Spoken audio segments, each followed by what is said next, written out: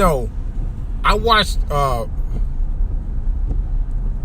Breakfast Club this morning from the interview from Friday with Kevin Hart and Tiffany Haddish. Now, I noticed something. Now, Katt Williams attacked Tiffany Haddish and Kevin Hart. But guess who wasn't saying anything? Or wasn't saying a whole lot of stuff about it? This is DJ Wolf Live.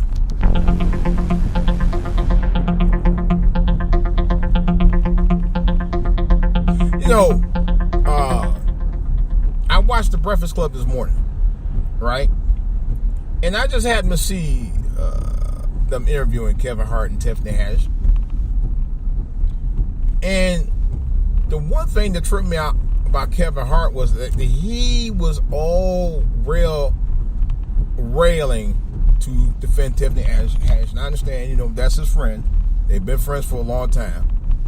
And he was one of the people that helped her, through her good times and the rough times in the business, getting through. All right. Now, why was it that he was trying to dominate the entire interview? And of course, she was talking a little bit, and she's sitting down there like they are item. Not to say that they were or were not. I don't know. But it did kind of trip me out a little. It was a little trippy to me when I was watching it, and I was like, okay, a little bit awkward. He did the bulk of the talking. She didn't say a whole lot. I mean, not that she couldn't have, but he was just interjecting every damn time she said something. And I was like, really, dude? Really, dude?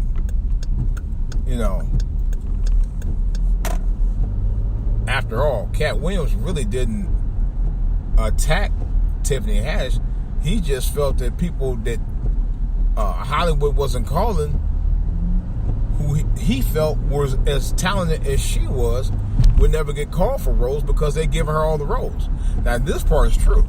Do you know that between now and the end of the year, Tiffany Haddish will have had 3 films released with her in it? Yeah, she will be in 3 films this year before the end of the year. 3. One's the one, by the way, is with Kevin Hart. There's another movie that she's going to be in with actor and writer Ivan Barahos, formerly of Mad TV, in another movie. I forgot the name of it. That's coming out next month. Knowing that on top of the one that's coming out with her and Kevin Hart this week. Then there's another movie, and matter of fact, I think that's early October, if I'm not mistaken, the one with Ivan Barahos. And then she got another movie coming out with Tyler Perry by the end of the year. In an all-star cast. Including Tika Sumpter, who was with Kevin Hart and Ice Cube in the Ride-Along films. And Have-Nots, of course.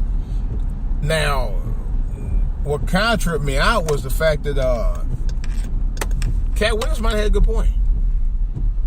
She's been, she's been on the grind. You gotta give her credit.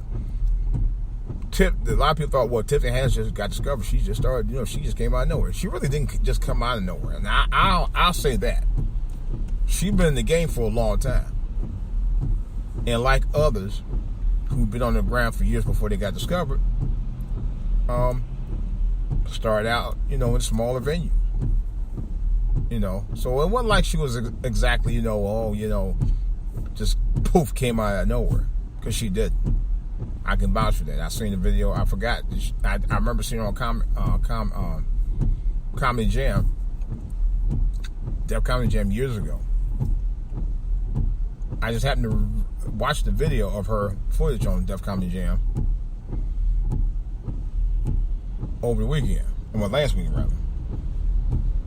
And just realized the little skinny girl who was out there, talking dirty was her. I remember the video when I saw it. So I said, she's been in for a minute.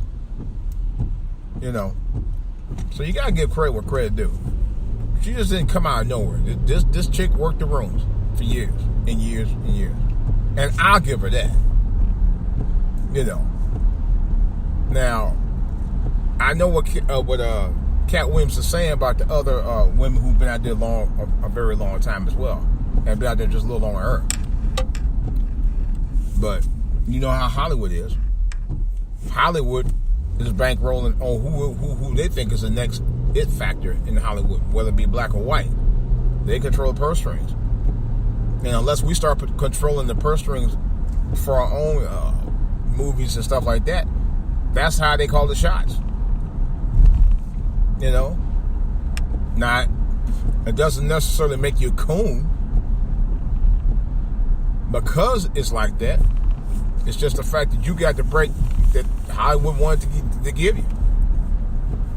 So you can't get mad at anybody but Hollywood. And technically, you can't get mad at Hollywood at this point because we've had those opportunities in the last 20 years to create that. You know? All these comedians out here that are pretty well known and pretty famous could have created that by now. You know? But then again, BlackHollywood from 40 years ago could have done the same thing, and they didn't. You know? There was a pool enough of BlackHollywood that could have done that as well. They didn't. You know. But the Hollywood today can do it for damn sure because you got some major players out there that can do it and won't do it either. And they make a lot more money than those old BlackHollywood did 40 years ago. That's for damn sure. And they're not. And the guys today ain't doing it either. They're waiting for somebody to do it. Now look at Tyler Perry. Tyler Perry did his thing, and I can tell you this for a fact. Within about a dozen or so years, it took a minute, but it took him a long, hard road to get from where he was at to where he is now. Same thing, but he did it. You know, Tyler Perry will probably be a Hollywood legend, man. Well, as far as I'm concerned, he is a Hollywood legend. He's definitely from a rags to riches story, if I ever heard one and seen one. I remember when Tyler Perry was just doing the DVDs, man. The matter of fact, the VHSs and then DVDs. When I used to subscribe, personally, when DJ Wolf, used to subscribe to his emails years ago. I don't even know if he even still has that email site up anymore. I haven't got a mail from TylerPerry.com for years and years. Matter of fact, I think the last time I did was when they started shooting the original House of Pain series.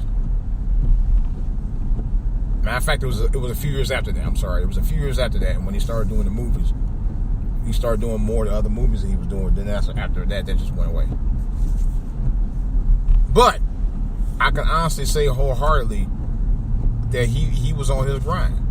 It's about being on your grind. I don't care how you got lucky in the business. If you're on your grind and Hollywood wants you bad enough, they're going to call you. But then on the other hand, if you ain't getting called, you can build your own brand. That's what he did.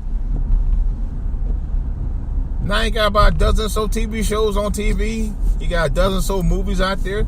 He's hiring people to work for him now. You know? Just like Kevin Hart. You know? The only difference is, I think Kevin Hart is a little bit more of a bragger than Tyler Perry. Tyler Perry he boasts himself a little bit. But he also put it down for people that work for him, and he also actually pushes out people as well. Kevin Hart does that, but he actually does it with his name on it. I call Kevin Hart the P. Diddy of Hollywood, because he kind of is like that now. You know. But then again, they all kind of like that. You know. And I give him credit. I still admire Kevin Hart for his business savvy.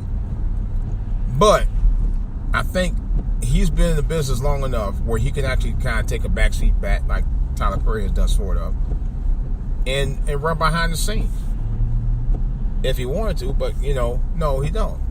You know, Tyler Perry took a backseat back with Madea for a while, off and on. You know, he doesn't do Madea in every movie, thank God. You know, although I will admit, Boo 1 and Boo 2 are funny as fuck. I'm not gonna lie. We saw the second Boo, and that thing was funny as hell. I think it's probably one of the funniest movies he's ever done. I mean, just insanely funny. You know. And I think that I gotta give them credit where credit due. If you want to do the damn thing, do it big. You know. But you don't necessarily have to wait on Hollywood to call you. Do your own thing. You know. We're too busy for decades waiting on Hollywood to help us make the next big black stars and directors and all of that. You don't have to wait on Hollywood. Do your own thing. You know. At some point, you'll get recognized.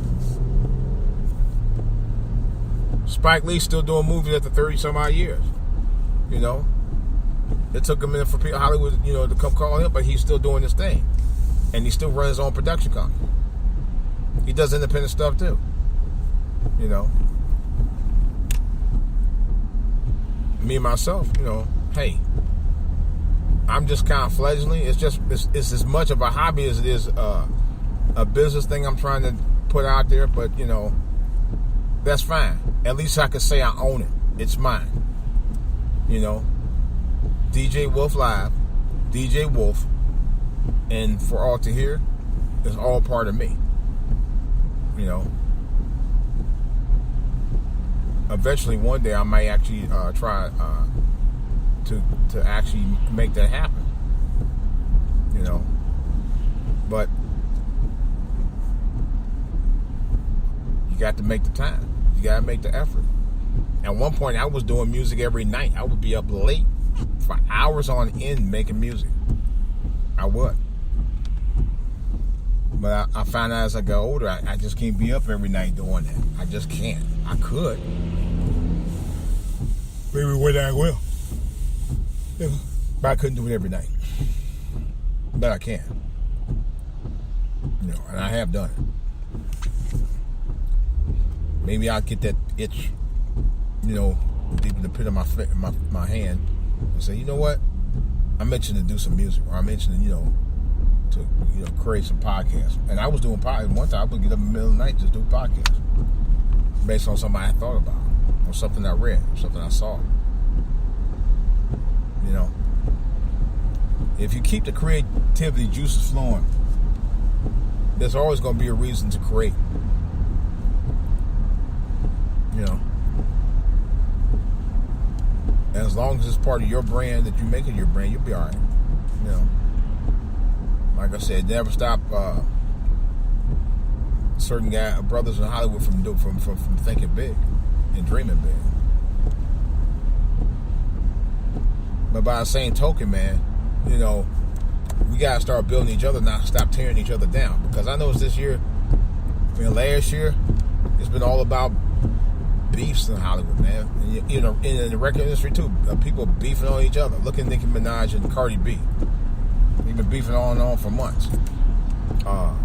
Maybe longer than that, I don't know. But Kevin Hart was beefing with Mike Epps and Katt Williams, what we just talking about, Harry Spears.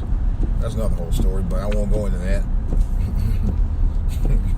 who Corey Holcomb affectionately calls the gooey raccoon. That's so funny, man. Boy, I tell you. but anyway, though. Seriously though, I think at some point all that beefing got to stop. You know, go ahead and build a brand. There's enough people in Hollywood and Black Hollywood today that can build a major brand of their own collectively. You know, without all the drama. That's what I'm saying. It's enough for y'all out there. Not only in the entertainment side of Hollywood, but in the sports world too. Oh my God! Don't even get me started with that. It's another whole story. You know, guys out here buying, you know, diamonds and earrings and shit that's more expensive than my house. Probably about 4 or 5 times expensive more than my house. I mean, that's a prime example. It's a prime example. You know? So you stop wasting all that money on ice that you don't really need to be buying. Build a brand. You know? And that way you can say it's all yours.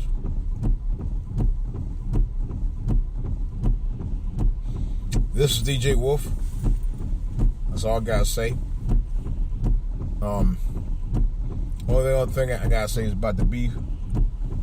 Some of y'all just need to grow up. I'm out.